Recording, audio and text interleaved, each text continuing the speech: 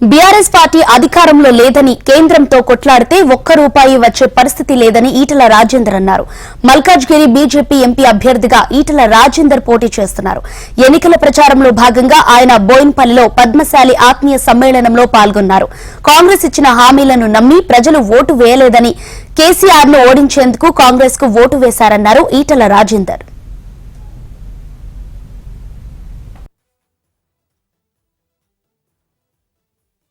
ఈ కాంగ్రెస్ పార్టీ గురించి నేను మీకు చెప్పాల్సిన లేదు. మొన్న వాస్తవంగా వీళ్ళు ఇచ్చిన హామీలకు నమ్మి ఓటేలేదు. రేవంత్ రెడ్డి గారి పరిపాలన దక్షత గురించో, కాంగ్రెస్ పార్టీ చరిత్ర గురించో, ఇచ్చిన హామీల గురించో ఓట్లు వేయలేదు. వాస్తవం ఎక్కడో ప్రజలు ఈ అహంకారం ఏంది, కుటుంబ పాలన ఏంది, చెప్పే మాటకు చేసే పనికి పొందలేదు.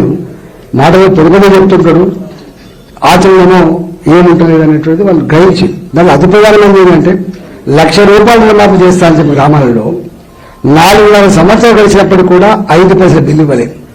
చివరికి ఎన్నికలకు పోతే ఊళ్ళలో రానియనే భయంతో ఈ ఉన్నరీని కూడా నమ్ముకొని హైటెక్ సిటీలో ఉన్నటువంటి భూముల్ని 100 కోట్ల ఎకరం